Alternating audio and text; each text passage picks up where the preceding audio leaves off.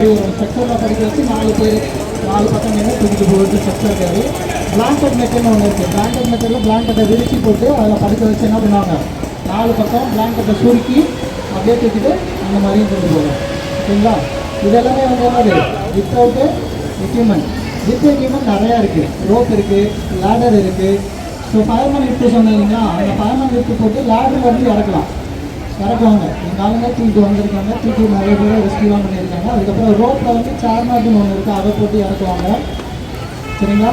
இந்த மாதிரி நிறைய மெத்தட்ஸ் இருக்குது. ஸோ இதெல்லாமே வந்து உங்களுக்கு இந்த வித்தவுட் எக்யூப்மெண்ட் ரெஸ்கியூ மெத்தட்ஸை வந்து நோட் பண்ணிங்க. ஏதாவது எமர்ஜென்சினா நீங்களும் அதை ப்ராக்டிஸ் பண்ணுறதானா அவங்க ப்ராக்டிஸ் பண்ணுவாங்க. Baby carry,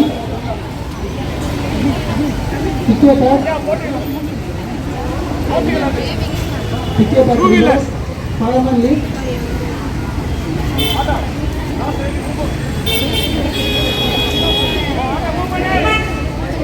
two-and seater, three-and seater, four-and seater,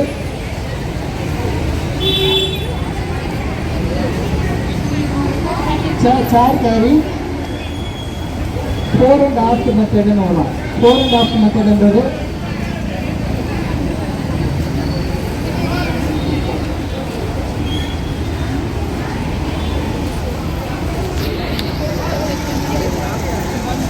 இதே ஆக்சுவலாக படுக்க வச்சு பண்ணணும். சரிங்களா? இந்த மாதிரி படுத்து கிளப்பாங்க இல்லைங்களா, அவங்க வந்து 2 பேர் வந்து இந்த இடுப்புக்கு நடுவில் வந்து 2 முக்கிய தூக்கி இவங்க வச்சுருப்பாங்க. இவங்க வந்து அவங்கள லிஃப்ட் பண்ணி ஷோல்டரோட சேர்த்து வச்சு தூக்குவாங்க. இது பேர் வந்து ஃபோர் அண்ட் ஆஃப்ட் மெத்தட்.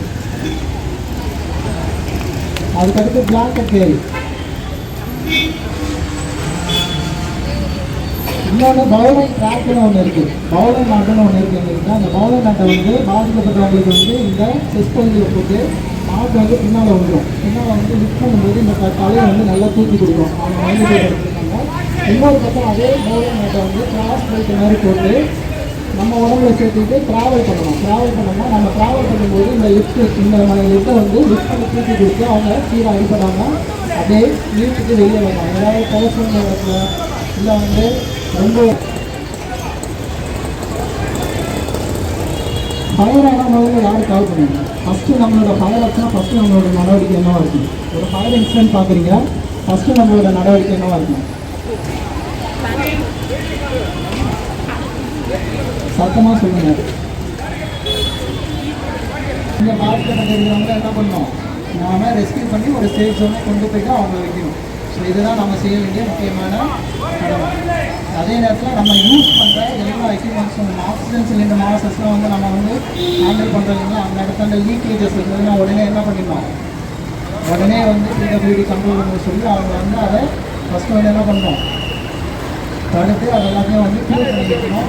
அதுக்கு லேப் இருந்ததுன்னா லேபுக்குள்ள ஹேண்டில் பண்ணுற கெமிக்கல்ஸை வந்து பாதுகாப்பாக வச்சுருக்கோம். அந்த கெமிக்கல்ஸுக்கு என்னென்ன இது வந்து ரியாக்ஷன்ஸ் இருக்கும், ரியாக்ஷன்ஸ் கொடுக்காதுன்றதை தெரிஞ்சு வச்சுருக்கோம்.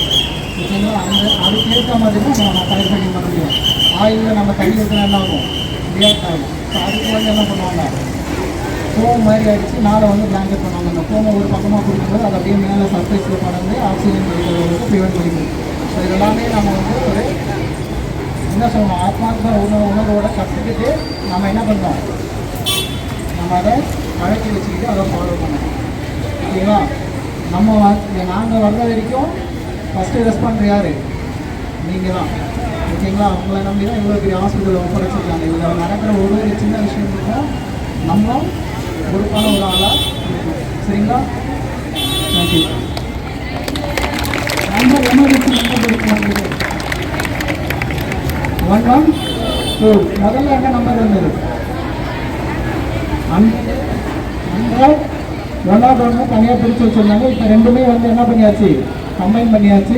112 போட்டிங்கன்னா காவல்துறை உதவி தேவையா அல்லது தீயணைப்புத்துறை உதவி தேவையான்ட்டு நம்பர் சொல்லுவாங்க. இந்த நம்பரை நம்ம கிளிக் பண்ணோம்னா இந்த கண்ட்ரோலுக்கு அது டைவர்ட் ஆகிடும்.